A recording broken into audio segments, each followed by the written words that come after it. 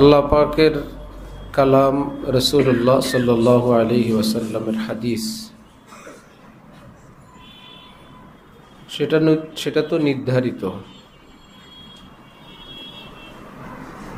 সেটার ব্যাখ্যা বিশ্লেষণও নির্ধারিত। যুগে যুগে কিয়ামত পর্যন্ত এ কথা যদি সকলে জেহেনে রাখেন, বিশেষ করে হযরত উলামায়ে কেরাম, আমাদের দায়িত্ব কর্তব্য কি? কোরআন হাদিসের নতুন নতুন ব্যাখ্যা করা, না যেই ব্যাখ্যাগুলো করা আছে সেগুলো বের করা।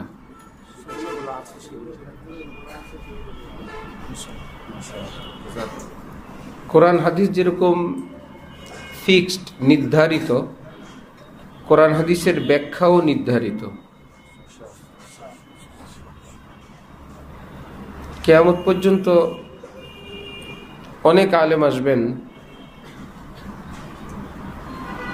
ইমাম আবু হানিফার মতন আর আসবেন না,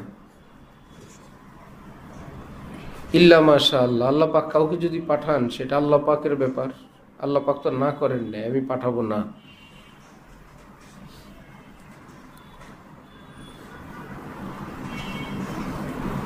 কিন্তু এটা ঠিক, সাহাবাই কেরাম আর আসবে না, তাবিঈনও আসবে না, তবে তাবিঈনও, খায়রুল কুরুনি কারনি সুম্মাল্লাযীনা ইয়ালুনাহুম সুম্মাল্লাযীনা ইয়ালুনাহুম, সেটাও আর, এটা ফিক্সড।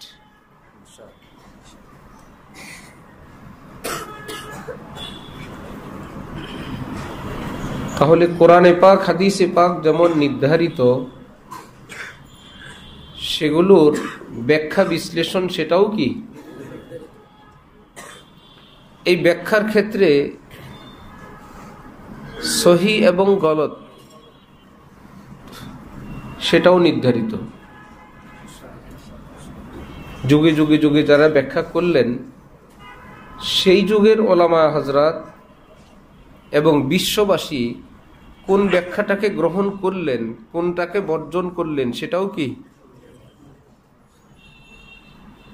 এবং সেটা একটা মহাসাগর।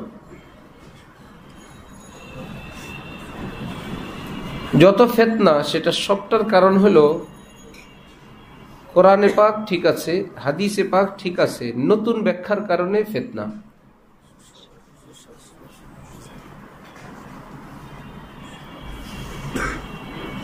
আর যদি এই উসুল জানা থাকে যে আমার এই ব্যাখ্যাটা আসলো কোত্থেকে, এটা কে করলেন,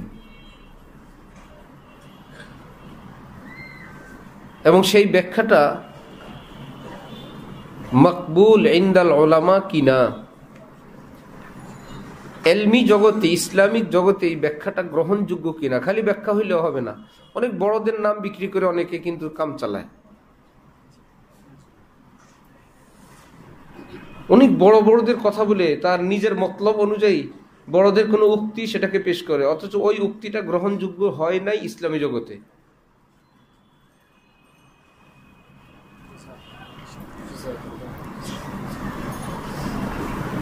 সবাই কোরআন বলে, সবাই হাদিস বলে, এত ফিতনা কেন? এবং ফিতনাগুলো পৃথিবীতে কোনোদিন হানাফি শাফি মারামারি হয় নাই, মালিকি হাম্বলি মারামারি হয় নাই, অথচ নিজেদের মধ্যে ব্যাখ্যার কি আছে? ইখতিলাফ। ওনাদের ব্যাখ্যার ইখতিলাফের সাথে সাথে অন্যদের ব্যাখ্যা সহি হওয়ার সম্ভাবনা এবং অন্যদের প্রতি শ্রদ্ধা, সেটার শিক্ষাও আছে।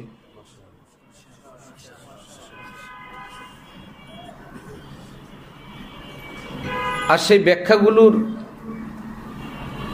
বুনিয়াদ আছে, উসুল আছে। কিসের ভিত্তিতে এই ব্যাখ্যাটা আসলো, সেই ভিত্তির দিকে যখন অন্যরা তাকায়, তখন অটোমেটিক শ্রদ্ধা করতে তারা বাধ্য হয়। আল্লাহ, হযরত ইবনে মাসউদ থেকে, বাপরে, ইবনে উমর থেকে, বাবারে, আচ্ছা আম্মিজান হযরত আয়েশা থেকে, বুনিয়াদ। আল্লাহ, তাহলে ঠিক আছে ভাই, আমারটা আমি বলি, ওনারটাও কি না, গলত না। শ্রদ্ধা যে আছে, সেই শ্রদ্ধার ভিত্তি হলো প্রত্যেকের ব্যাখ্যাগুলো এমন উসুলের উপর, এমন ভিত্তির উপর, যে ভিত্তিটাকে শ্রদ্ধা করতে আবার বাধ্য। দ্বিতীয়ত হইল ওনারা আবার এমন মানুষ, ওনাদের এলেম, তাকওয়া, তাহকিক, খাশিয়াত সবটা আবার বিশ্বের কাছে সমাদৃত এবং বিশ্বব্যাপী সেটা মাকবুল, যে এটা গরজে নফসানির জন্য, নিজের স্বার্থের জন্য, দলের জন্য সেটা করেননি, খালেস দ্বীনের জন্যই ব্যাখ্যাটা করেছেন। তারা ছিলেন সেই মানের, উম্মতের শ্রদ্ধা ছিল সেই উঁচু স্তরের, এবং তাদের ব্যাখ্যাগুলো নিছক নিজের থেকে না, শরীয়তের কোনো ভিত্তির উপরে, যার কারণে ইখতিলাফ হওয়া সত্ত্বেও ভিন্ন মতকে শ্রদ্ধা করার পরিবেশ কায়েম ছিল। এখন ওরকম শক্ত কোনো কথার উপরও বুনিয়াদ নাই। যে ব্যাখ্যা করে সেও সেই মানের না, ব্যাখ্যা করে মিজান আর নাহবিমির করে। মিজান থেকে সিগা শিখছে, নাহবিমির থেকে তরকিব শিখে কোরআন শরীফের তাফসীর বাইর করে। ওনার বুনিয়াদ হইল মিজান আর নাহবিমির। বাকুরাতুল আদব এসো আরবি শিখি।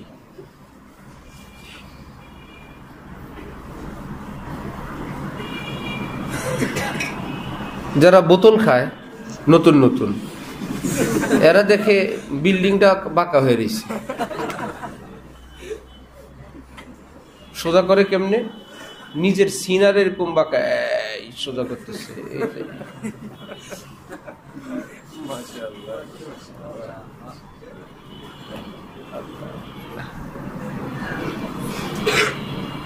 আমাদের ঢালকানগরের হজরতের এক আম মুরিদ সুফি, দেখলাম উনি নামাজে গিয়ে সেজদা করেন, এরকম হালকা একটা সিন এরকম বাঁকায় দেন নিয়মিত ভাবে। একটু সেজদাটা কেমন দেন? আমি ডাকলাম, কি ব্যাপার? বললো হজরত আল্লাহ এইভাবে সেজদা করেন, আমি এভাবে করি।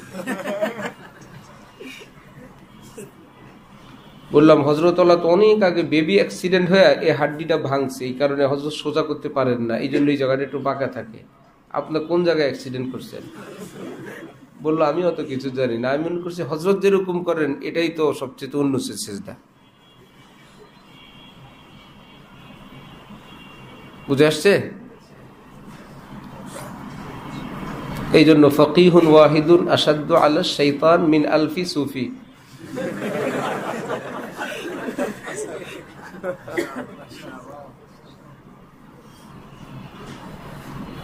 মিন আলফি আবিদ।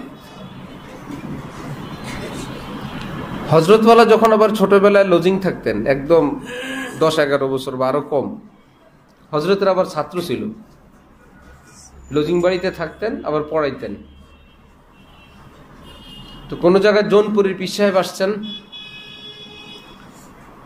আসলে সেখানে নামাজ পড়ছেন হযরত, দেখলেন যে সেখানে সৌসিজদা দিছে। এই জন্য তো আগে পরে কোনো এলান হয় না, মুসল্লিরা বুঝে ফেলে যে কোনো একটা কিছু হয়েছে, এই জন্য সৌসিজদা। কিন্তু হযরত আল্লাহ সবসময় নামাজ পড়ছেন একরকম, সব মানুষ যাকে শ্রদ্ধা করে পীর মনে করে গেলেন, উনি নামাজ পড়াইছেন একটু ভিন্ন রকম, অতিরিক্ত 2টা সেজদা দিলেন। হযরত ভাবলেন পীরের নামাজটা তো ভালো নামাজ, আমার তো এই নামাজ হয় না, আমি তো একটু নিম্নমানেরটা পড়ি। এই জন্য ওখান থেকে আসার পর লজিং বাড়িতে যে মুসল্লিরা ছিল ওনার সাইজের আরো ছোট, ওনাদেরকে নিয়ে নামাজের ইমামতি করতেন, সব নামাজে সৌসেজদা, সবসময়। এটা উন্নত নামাজ।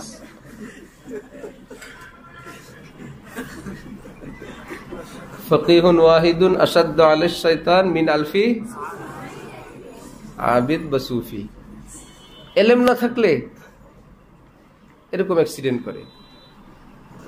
মিজান আর নাহবিমি দিয়ে যখন কোরআন শরীফের তরজমা পড়ে, শরীরও যখন গরম, তখন দেখে সব ভুল, সবাই ভুলের মধ্যে আছে। হযরত থানবী লিখছেন, কোন এক রাজা নিষেধ করছে অমুক পুকুরের পানি কেউ সেবন করবে না, এটা দূষিত পানি, সেবন করলে পাগল হবে। দেশের লোকেরা বলে নিশ্চয়ই এটা বরকতের পানি, সে তার ফ্যামিলির জন্য এটা বরাদ্দ করছে, এই জন্য আমাদেরকে এটা পান করতে নিষেধ করছে। চুপে চুপে রাজ্যের অধিকাংশ লোক ওই পানি পান করছে। পান করার পর তো মাথা ঘুরতেছে, এক একটা এক এক রকম ঘটনাক্রমে পাগলের সংখ্যা বেশি, যারা পান করে নাই এদের সংখ্যা কম। যারা সংখ্যায় কম এরা তো বুঝছে, এরা মনে হয় এই ঘটনা ঘটাইছে, এই কারণে সব ঢুলুঢুলু করতেছে। বললো সত্যি তো, তোরা তো পাগল। পাগলরা যখন দেখলো যে আমাদেরকে পাগল বলে, তারা জোটবদ্ধ হয়ে সুস্থ যে কটা ছিল ওদের বিরুদ্ধে ফতোয়া দিছে, তোরা পাগল। ভোটার বেশি কার? পাগল গো ভোটার বেশি। এখন পাগলরা হয়ে গেছে সুস্থ, সুস্থরা হয়ে গেছে কি পাগল। ভোট বেশি পাগলের,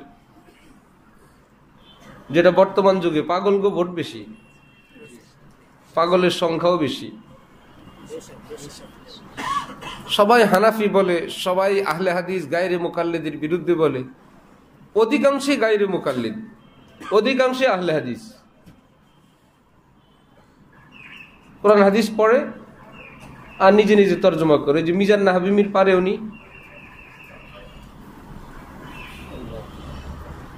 ডরও লাগে না, ভয়ও লাগে না যে এই আয়াতের কি তাফসির করলেন বড়রা, কি ব্যাখ্যা করলেন বড়রা। কিছুই দরকার নেই, উনি তো মিজান নাহাবিমির পারেনি।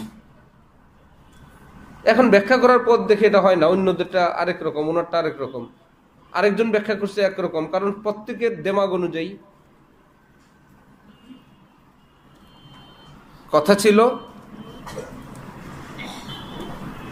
হযরত থানবীর কাছে সৈয়দ সুলাইমান নদভী বললেন, হযরত कुछ नसीहत फरमा दीजिए। हजरत थानवी बोलें, मौलाना तहकीकात तो खूब कीजिए लेकिन अमल कीजिए अपने अकाबिर के मसलक पर।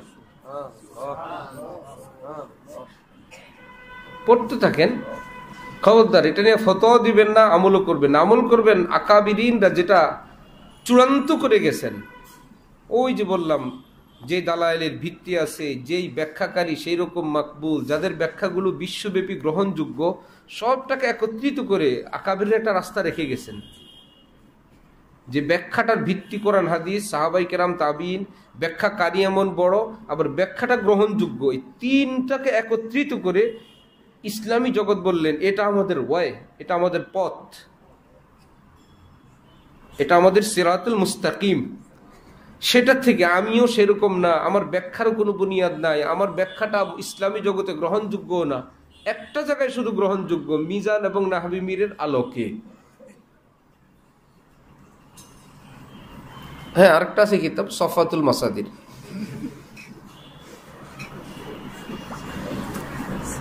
মিজান, নাহবী মীর আর কি বাকুরাতুল আদব আর এসো আরব শিখি, এই সমস্ত শরীফ প্রত্যেকটার সঙ্গে একটা একটা কি হবে? নাহবী মীর শরীফ, মিজান, সফাতুল মাসাদে, এসো আরবি শিখি শরীফ, বাকুরাতুল আদব শরীফ। আল্লাহু আকবার। একজনে বলল ইমাম আবু হানিফা বলছে, আরেকজনে বলল আমাদের ইমাম সাহেব বলছে। সরি মনে করছি ইমাম আবু হানিফা এক মসজিদের ইমাম। হ্যাঁ গো, ইমাম ওইও, শুধু ইমাম আবু হানিফার কথা শুনলে হবে? আর আমাদের তো খতিব সাহেব বলছে। কই রইল ইমাম আর কোথায় রইল কি খতিব?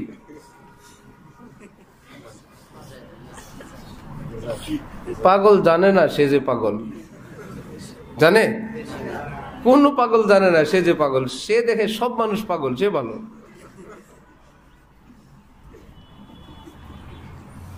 এই জন্য এখন দূষিত পানি খাওয়ার লোক বেশি, পাগলের সংখ্যাও কি? পাগলরা বলে সুস্থদেরকে তারা পাগল, নিজেরা সুস্থ। প্রকাশ্যে কবিরা গুনাহ করে, প্রকাশ্যে হারাম করে, প্রকাশ্যে অহংকার করে, প্রকাশ্যে রিয়াকারি করে, প্রকাশ্যে বড়দের বিরুদ্ধে বলে, প্রকাশ্যে শরীয়তের খেলাফ চলে, প্রকাশ্যে আহলে হাদিসের মতে চলে, তারপরেও পাগলরা কি ভালো। এজন্য শুকরিয়া আদায় করি আমরা, আল্লাহ আমাদেরকে কমপক্ষে আকাবিরকে শোনার, আকাবিরের কথাটা শোনার, এক দুইজনকে চেনার তাদের পথের সন্ধান পাওয়ার একটা রাস্তা আল্লাহ বের করে দিচ্ছেন যে আমরা পড়বো চলবো কিন্তু বড়দের পথে। সেই পথটা কি আমরা বানাইলাম না আকাবিরিন? আকাবিরিনের পথে এ শুধু দ্বীনের রাস্তা না, দুনিয়াওয়ালারা সবাই চলে দুনিয়ার আকাবিরের পথে। দুনিয়াবাসীরা সবাই চলে কি নিজ নিজ পথে না, দুনিয়ার আকাবিরের পথে। যেই লাইনে যারা আকাবির তাদের বানানো পথে সবাই চলে। পদ্মার ওপারে যারা যান এখন আর ফেরিতে উঠেন? ব্রিজ বানাইছে কারা? ছোটরা না বড়রা? আকাবির ব্রিজ বানাইছে।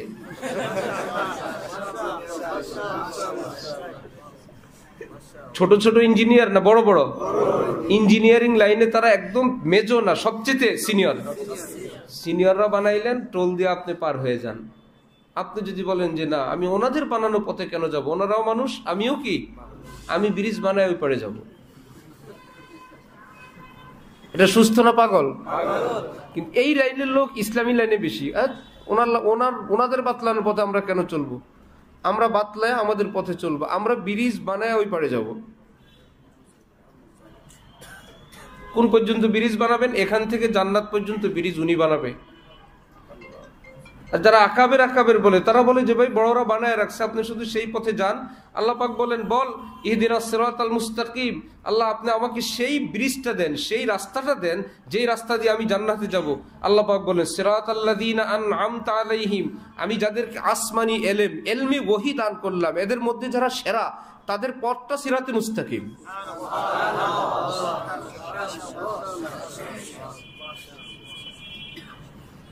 আমি যাদের এলমি ওহী আসমানি এলেম দিলাম সেই দেনেওয়ালাদের মধ্যে পানেওয়ালাদের মধ্যে যারা সর্বসেরা তাদের রাস্তাটার নাম কি? সিরাতুল মুস্তাকিম, সেটা জান্নাতের পথ।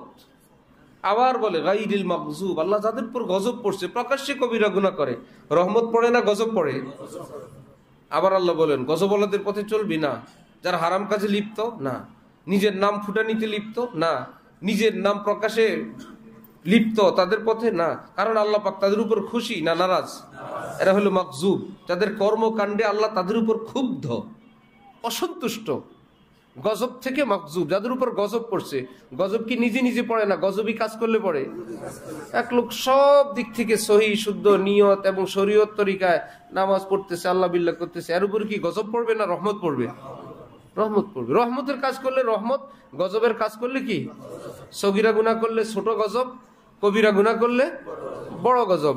প্রকাশ্যে কবিরা গুনায় লিপ্ত, আল্লাহ পাক বলে এদের রাস্তায় থাকবা। প্রত্যেক রাকাতে বলি গায়রিল মাগজুবি আলাইহিম, যাদের উপর গজব পড়ছে এদের রাস্তায় না। ওয়ালাদ-দাল্লিন, যারা পথ হারায় ফেলছে, খেই হারায় ফেলছে, এদের দলে না। কাদের দলে? সিরাতাল্লাযীনা আন'আমতা আলাইহিম। ইহদিনাস সিরাতাল মুস্তাকিম মুবদাল মিন সিরাতাল্লাযীনা আন'আমতা আলাইহিম বদল, বদলুল কুল। মুবদাল মিনহু এবং বদলের মধ্যে উদ্দেশ্য কোনটা হয়, টার্গেট কোনটা? মুবদাল মিনহু না বদল? বদল।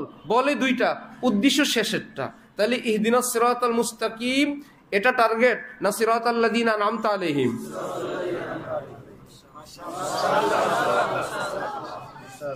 আল্লাহ সিরাতাল্লাযীনা আন'আমতা আলাইহিম দেন।